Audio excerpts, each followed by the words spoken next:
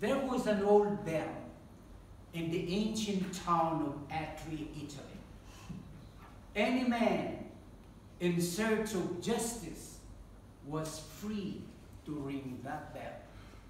Then one day the bell started to ring. All the people rushed to the town plaza expecting to see a miserable man, a man in distress. But what they saw was a horse nibbling at the vines, causing the bell to ring. The horse, driven by hunger, had rung the bell of justice, and the people responded the way they were supposed to. Mr. Toastmaster, fellow Toastmasters, good evening. Good evening. Good morning. Morning. This story happened hundreds of years ago, and by any standard, the people of Atri were primitive, and yet they could teach us modern people a lot. They could teach us love, justice, and compassion. They could teach us to be more sensitive and responsive to the needs of others. They could teach us the epiphany of responding to the ringing of the bell of justice. For over 12,000 years, man has been endlessly searching for the good life. Out of the material riches of his terrestrial home, he has fashioned through the centuries a progressively happier and more comfortable life for himself and his posterity. Slowly and often with tragic results, he has doggedly unraveled the secrets of nature that he might fulfill his destiny as an intelligent being. Today, man enjoys a standard of living his primitive ancestors could not even dream of. Robots automatically perform household and administrative chores. Computers solve complex mathematical and scientific problems much faster than the human brain. Tesla driverless cars float and navigate in the wind. Airplanes fly from continent to continent within hours. Astronauts commute from the Earth to the moon and then back. Doctors change parts of the human body like engineers do with their machines. In short, the modern man can have it all.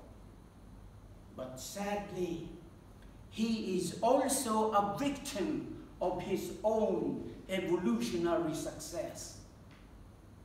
As man stands on the threshold of his glorious achievements, he is beset with awesome problems. Fratricidal wars, famine, pollution, and overpopulation. Aside from the dwindling supply of the earth's raw materials, he is confronted with the mother of all violence, terrorism, that is rearing its ugly head in the four corners of the globe.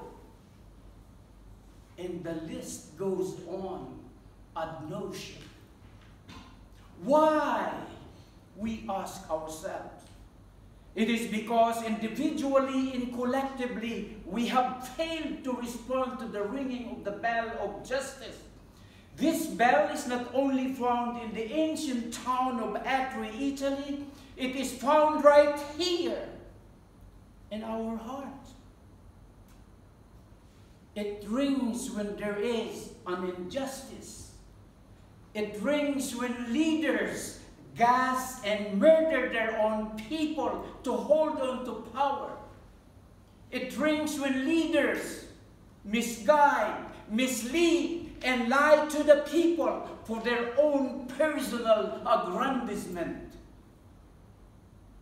It rings when we treat our maids, drivers, and workers as less than human simply because they are poor. The ringing of the bell becomes so loud that we don't hear it anymore. But by not responding to the ringing of the bell, we allow it to grow and fester. Now, we have a tremendous problem. We cannot change history. We cannot undo man's inhumanity to man. But if we take time to listen, take time to care, take time to respond to the ringing of the bell of justice, then we can still save man from his atavistic tendencies. We can save man from his destructive nature because it is in his nature to build.